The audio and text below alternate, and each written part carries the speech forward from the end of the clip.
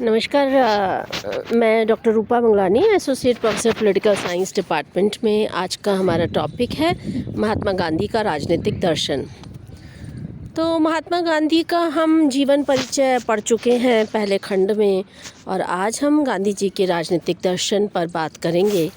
दरअसल महात्मा गांधी के राजनीतिक दर्शन को जानने से पहले उन सारी पृष्ठभूमियों को जानना आवश्यक है जिसमें महात्मा गांधी के विचारों की रचना हुई।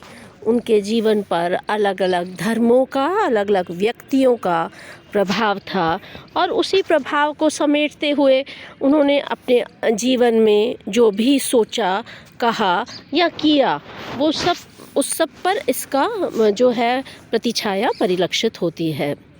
तो गांधी जी के राजनीतिक दर्शन का उद्भव मूलतः धर्म की पृष्ठभूमि में हुआ है। उनकी यह मान्यता स्पष्ट रूप से बन चुकी थी कि जीवन के हर कार्यकलाप में धर्म को स्थान दिया जाना चाहिए। उनका मत था कि जीवन के संपूर्ण कार्यकलाप एक प्रकार से अविभाज्य हैं तथा जीवन की गतिविधियों को हम सामाजिक, आर्थिक, राजनीतिक तथा धार्मिक गतिविधियों के रूप में विभाजित नहीं करते। वे सब वस्तुतः समष्टि रूप से एक हैं तथा धर्म जीवन की सभी गतिविधियों को नैतिक आधार प्रदान करता है। उसके बिना जीवन के विविध कार्यों पर कोई आंतरिक नियंत्रण नहीं रहता तथा हर तरफ स्वच्छंदता का बोलबाला होता है। जिन विविध प्रभावों ने गांधी जी के दृष्टिकोण को धार्मिक बनाया, उनका विवेचन हम निम्न उपशीर्षकों में कर सकते हैं। तो अगर उपशीर्षकों को देखा जाए तो गांधी जी पर किन किन चीज़ों का प्रभाव पड़ा, तो सबसे पहले हम देखते हैं कि हिंदू धर्म ग्रंथों का उनके जीवन पर प्रभाव पड़ा। पारिवारिक जीवन में ही वे रामायण तथा महाभारत से भी परिचित हुए। वे पिता को रुग्ण अवस्था में उन्हें नियमित रूप से रामायण सुनाया करते थे। वे उससे इतने प्रभावित थे कि रामायण को भी वे भक्ति की एक सर्वोत्तम पुस्तक मानते थे। भगवद गीता के संपर्क में गांधी जी सर्वप्रथम अपने इंग्लैंड के अध्ययन काल यानी 1888 से 89 में आए। वहाँ उन्होंने सर एडवर्ड आर्नोल्ड द्वारा अनुवादित गीता को पढ़ा।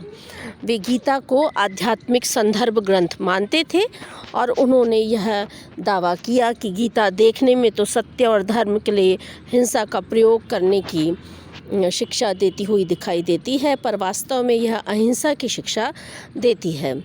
गीता का कहना है कि यदि किसी को शस्त्र ग्रहण करना ही पड़े तो उसे ऐसा निष्काम भाव से करना चाहिए। मनुष्य को काम करने का अधिकार है, पर उसे उसके परिणाम पर कोई अधिकार नहीं है। कर्मण्येवाधिकारस्ते न फलेषु कदाचन। गांधी जी के विचार के अनुसार क्योंकि कोई भी मनुष्य निष्काम भाव से युद्ध नहीं कर सकता, अतः गीता अहिंसा की ही शिक्षा देती है। अपने जीवन के बाद के वर्षों में गांधी जी ने किसी भी अन्य धार्मिक स्रोत की अपेक्षा गीता से ही स्वाभाविक प्रेरणा ली है।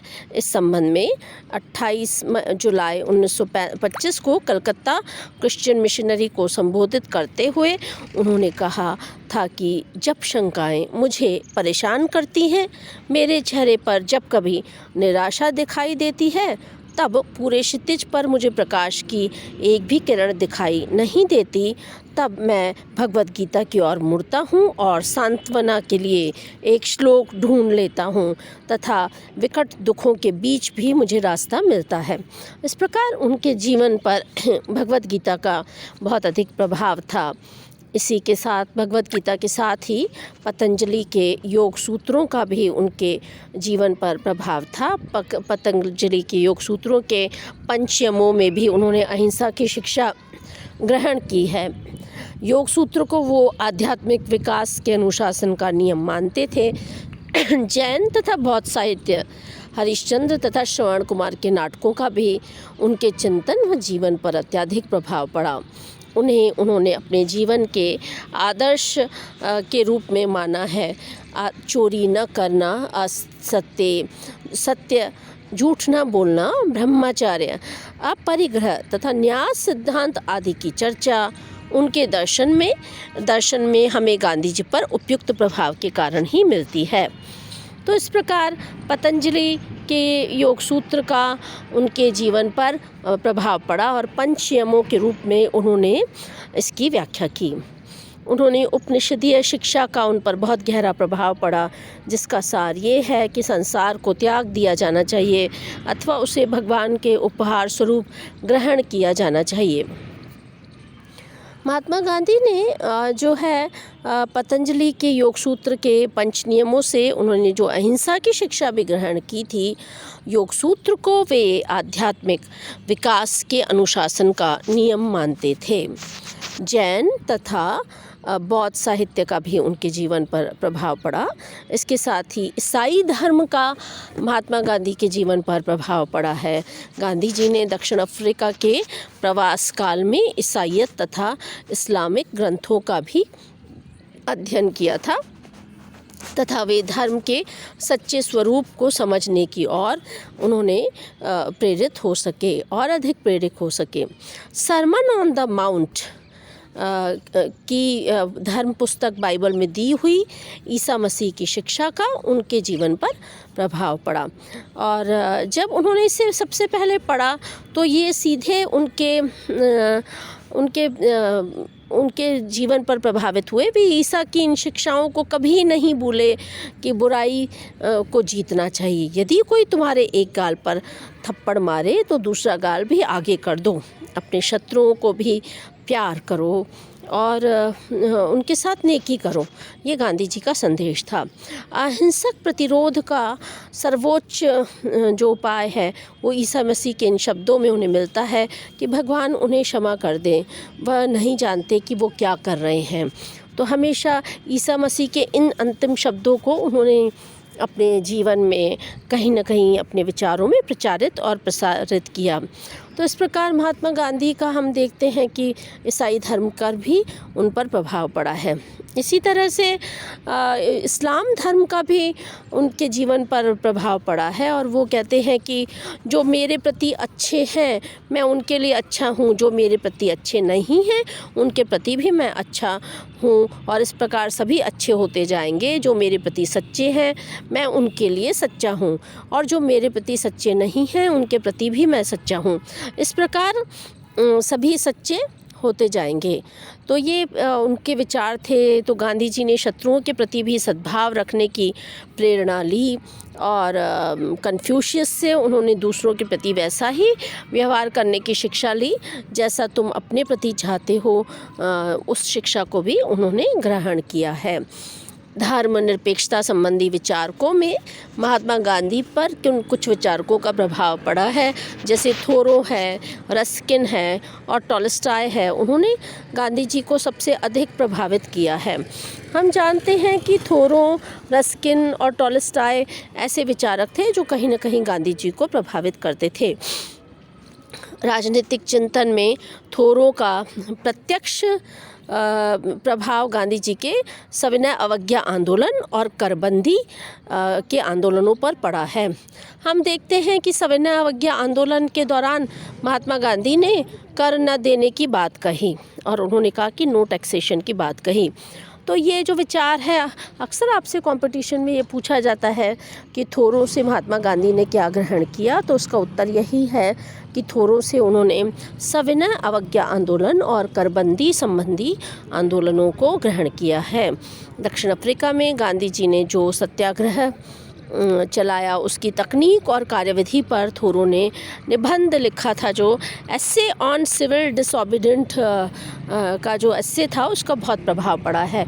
थोरो के इसी निबंध से सीखकर महात्मा गांधी ने दक्षिण अफ्रीका में एक लंबे समय तक और बाद में भारत में एक लंबे समय तक कर न देने का आंदोलन चलाया। वे थोरो के इस विचार से पूर्णतः सहमत थे कि जो भी जनहित करने वाले सभी व्यक्तियों और संस्थाओं के साथ अधिकतम सहयोग करें और यह करना चाहिए। यदि वे आहत करें तो असहयोग किया जाना चाहिए। तो इस प्रकार उन्होंने लिखा कि जो भी जनहित में काम करने वाली संस्थाएं हैं उन्हें व्यक्तियों के साथ और संस्थाओं के साथ सहयोग करना चाहिए, लेकिन अगर संस्थाएं अहित करें तो असहयोग किया जाना चाहिए। तो इस प्रकार थोरो के इस विचार से वे असहमत थे। गांधी जी ने रस्किन की पुस्तक अनटू दिस लास्ट से भी काफ़ी चीज़ें ग्रहण की हैं। एक और पुस्तक है क्राउन ऑफ वाइल्ड ऑलेक्स, उसका भी उन्होंने अध्ययन किया और उन्होंने कहा कि शारीरिक श्रम का हमेशा आदर करना चाहिए। तो रस्किन से उन्होंने शारीरिक श्रम के आदर को सीखा है। रस्किन की इन पुस्तकों का उनके जीवन पर प्रभाव पड़ा और अपनी आत्मकथा का एक अध्याय भी उन्होंने इसी नाम से लिखा है। तो the magic spell of a book में उन्होंने इसका जो है विवेचन किया है। तो एक वकील के काम का, एक नाई के काम का मूल्य सामाजिक दृष्टि से समान है, क्योंकि दोनों को ही आजीविका कमाने के लिए तथा के लिए ज़्यादा समान मेहनत करनी पड़ती है, श्रमिक को ज़्यादा मेहनत करनी पड़ती है। तो इस प्रकार उन्होंने रस्किन के साहित्य से शारीरिक श्रम की जो बात है उसको सीखा है। लियो टॉलस्टॉय से भी उन्होंने काफ़ी विचार जो हैं सीखे हैं। लियो टॉलस्टॉय गांधी जी के जीवन व दर्शन पर थोरो और रस्किन की अपेक्षा अधिक छाए हुए हैं। गांधी जी के सचिव और उनके जीवन चरित्र लेखक ने भी लिखा है कि जीवन के बारे में गांधी जी के संपूर्ण दृष्टिकोण को टॉलस्टॉय ने बदल दिया था। कला, धर्म, अर्थशास्त्र, पुरुष और महिलाओं के आपसी संबंध तथा राजनीति के बारे में गांधी जी के विचारों पर टॉलस्टॉय के विचारों का गहरा प्रभाव पड़ा। तो इस प्रकार हम देखते हैं कि महात्मा गांधी के जो जितने भी राजनीतिक दर्शन हैं, वो राजनीतिक दर्शन का मूल और उसकी पृष्ठभूमि देखें तो अलग अलग धर्म ग्रंथों का और व्यक्तियों का उनके जीवन पर प्रभाव पड़ा है और इन्हीं सबसे प्रेरणा लेते हुए महात्मा गांधी ने अपने विचारों की रचना की है। तो आप इस टॉपिक को पढ़ें और जब हम मिलेंगे तो इस पे और बात करेंगे। इस पर अक्सर कंपटीशन में छोटे बड़े सवाल आते हैं, तो इसकी तैयारी कीजिए और इसके नोट्स बनाइए। अपने और अपने परिवार के स्वास्थ्य का ध्यान रखिए। शुभकामनाएं।